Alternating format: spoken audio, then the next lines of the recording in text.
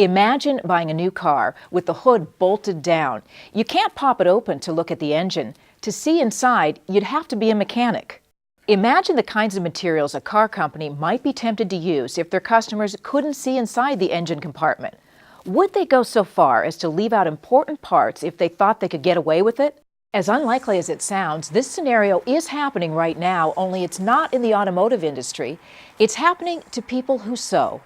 I don't expect to spend several $100s on a machine that was a piece of junk. Even now when I talk about it, I'm getting aggravated and upset. If this machine had been a real life person, or if somebody would have been there from that company, I would have picked this machine up and tossed it right at him.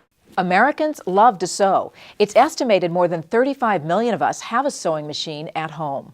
Every year we spend more than $8 billion on sewing machines, accessories, and supplies. That's more than we spend on purchasing DVDs, more than we spend on cruises, and more than we spend on department store makeup, skincare, and fragrances. Studies show sewing is a soothing activity.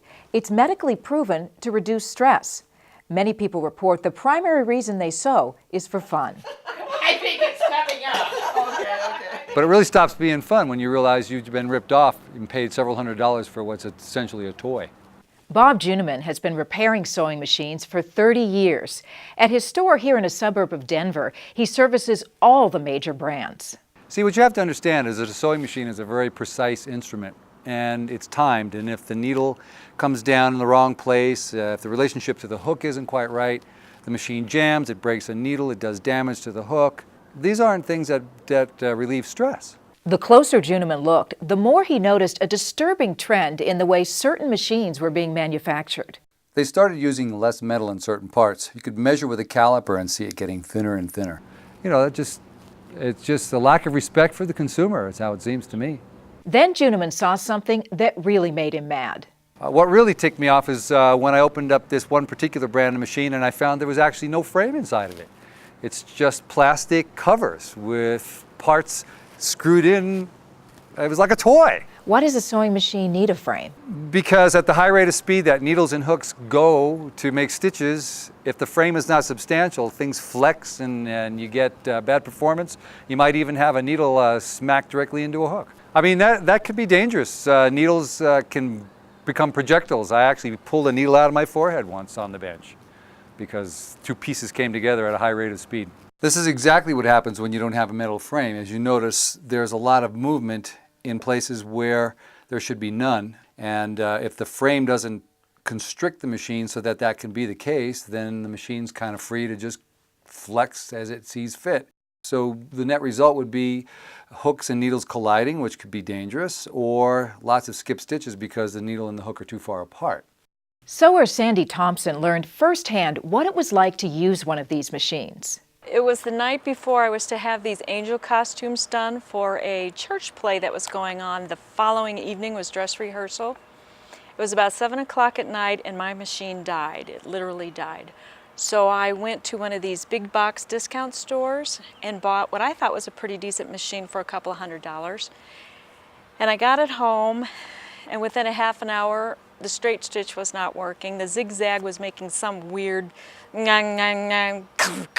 sound. I don't know what it was. And so the next morning I took it into the repairman and see if he could repair it, and he said there was nothing he could do about it. So you paid several $100s for what was basically a throwaway machine? Oh, I was furious. Up to 3 o'clock in the morning fighting with that thing, I was livid. Juniman says his service business has seen a dramatic increase in these poorly made machines. So many, in fact, he began to take pictures when they came in. You know, the part that really ticks me off is the company that makes these kinds of sewing machines, they know how to make a sewing machine. They know how they should be constructed. I guess the assumption is that the people who buy machines will never look inside and see how they're made or what they're missing, because they're missing parts, they're missing pieces. So what should you see if you open up a quality sewing machine? You should see a metal frame inside. You should see something that the covers are attached to, rather than just being screwed together themselves like a clamshell. So based on your experiences, is there a sewing machine you would recommend? You want me to say that on camera? Sure. Well, Janome, when I worked at a multi-line dealer, they were the machines with the least problems by far. So, you know, I'll fix any brand of machine, but I only sell Janome.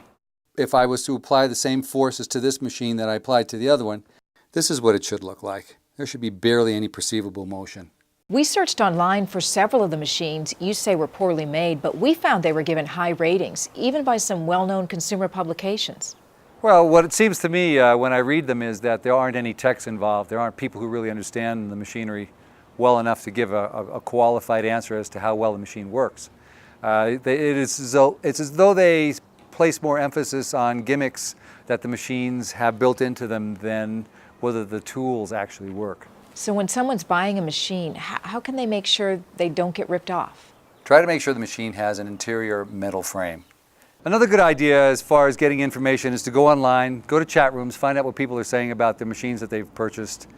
It's rare to find anything but rave reviews on Janome machines. Everybody loves them. They work. In the end, it all seems to come down to the age-old principle. A structure is only as solid as the foundation it's built on.